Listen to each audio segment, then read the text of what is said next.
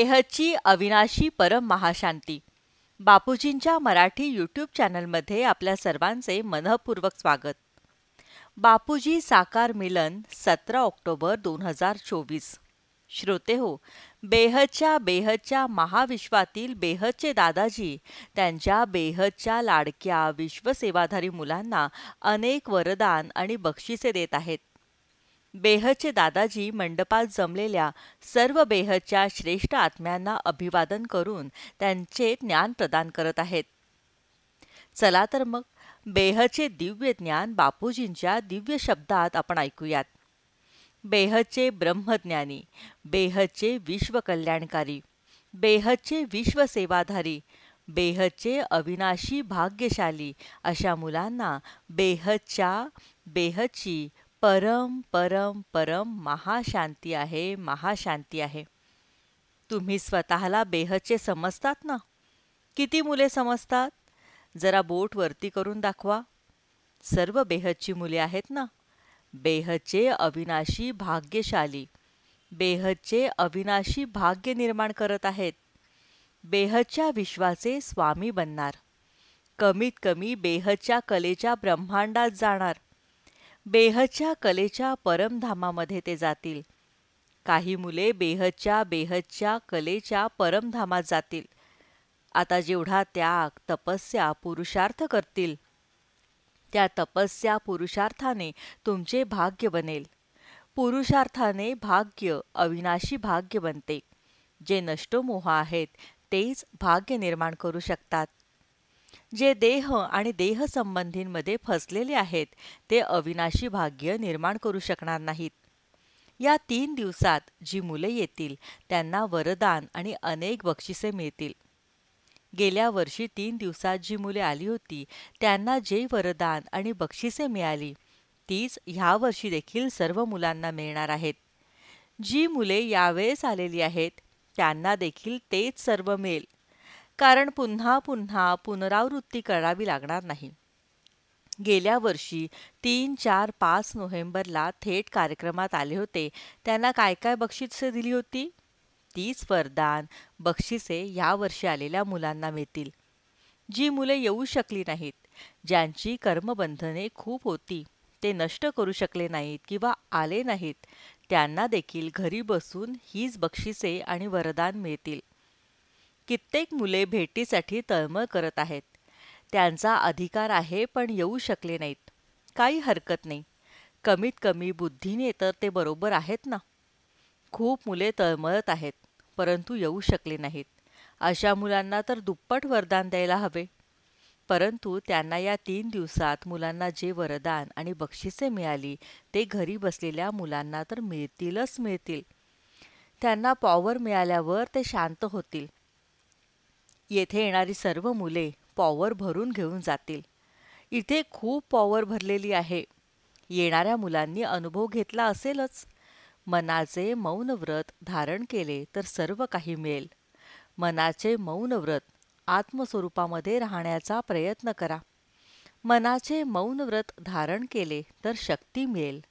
कमीत कमी 2 तासात तुमचे सूक्ष्म शरीर चार्ज होईल. जर मुले पूर्ण 5-6 घंटे म्हणजे तास इथे राहिले तर त्यांची पूर्ण आभा बदलून जाईल. जर मनाचे मौन व्रत धारण केले तर सूक्ष्म शरीर चार्ज होईल. विचार केला, बोलले तर होणार नाही. पुढे येणारा काळ अतिशय भयंकर आहे. खूप डेंजर आहे. दुनियेला माहीत नाही की काय होणार आहे. दुनियेला तर काहीच माहीत नाही. भविष्यवक्ते जे सांगतात की भारत वाचणार वगैरे, अरे कसा वाचणार बाबा?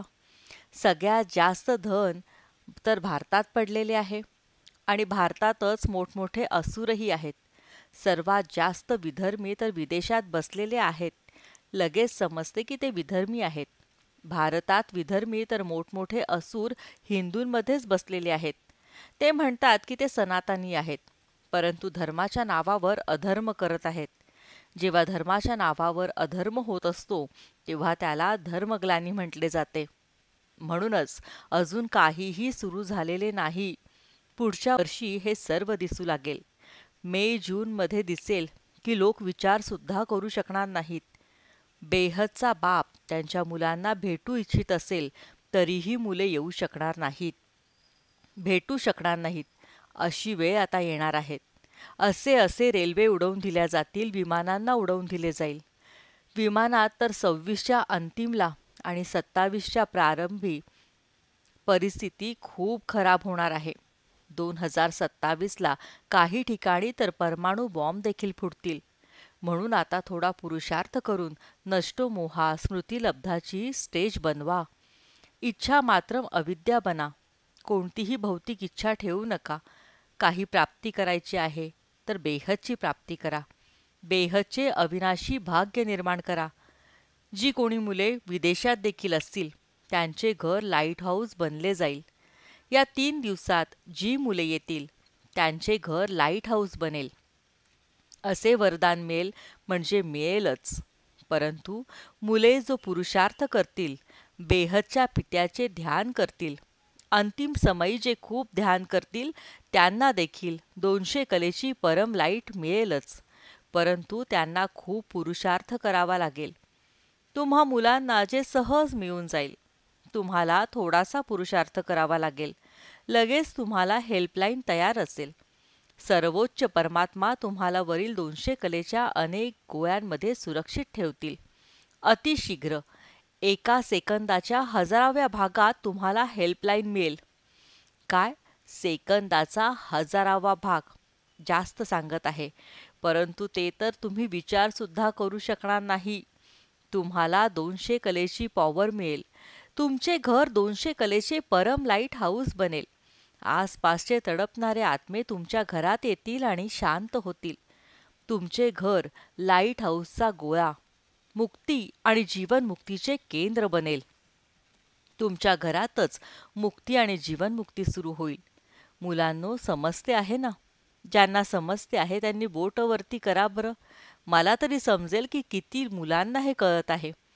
तसे तर मी भारत कैसे बचेगा भाग 1 आणि भाग 2 या व्हिडिओमध्ये सविस्तरपणे सांगितलेले आहेच. या व्हिडिओचा भाग 2 अतिशय सुंदर बनलेला आहे, परंतु लोक समजू शकत नाहीत. भाग 2 अतिशय छान आहे. त्यांना वाचवण्यासाठी बेहदचे पिता त्यांना वाचवण्यासाठी इच्छुक आहेत, परंतु लोक तयारच होत नाहीत. आता काय करावे?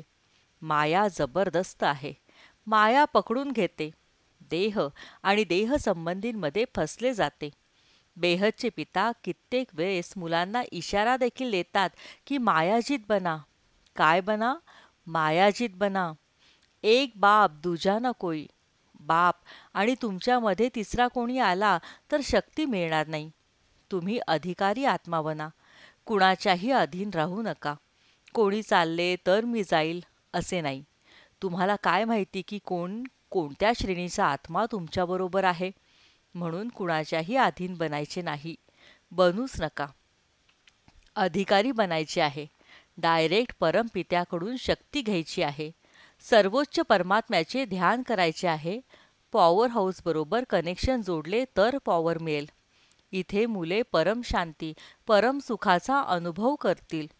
येथे जे भोजन करतील ते सर्वोच्च परमात्म्याच्या घरचा प्रसाद समजून ग्रहण करा. हे जेवण नसून प्रसाद समजा. समजते ना? हे काही लग्न समारंभामधलं जेवण नाही. यात तुमचे बेहदचे आकारी पिता जेव्हा भोजन तयार करत असतात तेव्हा दिव्य किरणांद्वारे त्यात शक्ती टाकत असतात. खाण्यात देखील शक्ती जात असते. जे काही अन्न इथे बनले जाते, मग तो नाश्ता असो, दुपारचे जेवण असो किंवा रात्रीचे जेवण असो, या सर्व अन्नांमध्ये तुमचे आकारी पिता, बेहदच्या मुलांचे आकारी पिता भरपूर पॉवर टाकत असतात. म्हणून अन्न उष्ट टाकू नका. हे बेहदचे किती मोठे स्थान आहे आणि तुम्ही बेहदची मुले आहात. म्हणूनच वाणीमध्ये म्हटले आहे, काय म्हटले आहे? की बेहदचे पिता बेहदच्या मुलांबरोबर बेहदची ज्ञानचर्चा करत असतात. पृथ्वीवरील माणसे तर भौतिक विषयावर बोलत असतात. तुमचे विमान तयार आहे. कितीतरी आत्मे त्यात स्थानापन्न झालेले आहेत. स्थूल जगतामधून सूक्ष्म जगतामध्ये गेलेले आहेत. ते त्यात जाऊन बसले. परंतु तुम्हाला जायचे नाही. तुम्हाला तुमचे घर लाईट हाऊस बनवून लोकांना मुक्ती, जीवनमुक्ती द्यायची आहे. भाग्य निर्माण करायचे आहे.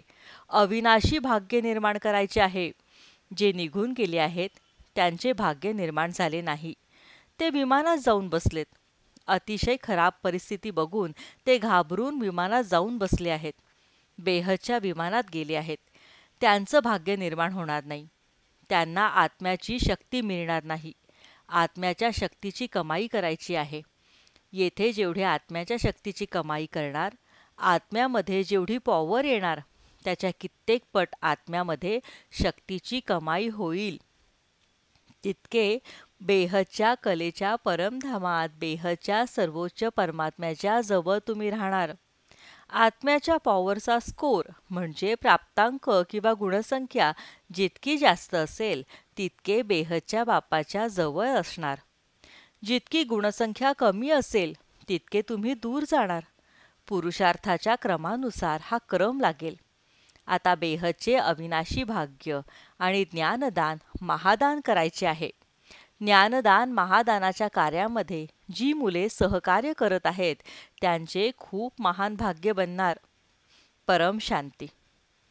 श्रोते हो, आम्हा सर्वांचा एक इवलासा प्रयास आहे की हे ज्ञान ऐकून आपण जागृत व्हावे आणि आपल्या स्वयंचा शोध घेऊन मुक्ती, जीवनमुक्ती प्राप्त करावी. बेहदची अविनाशी परम महाशांती.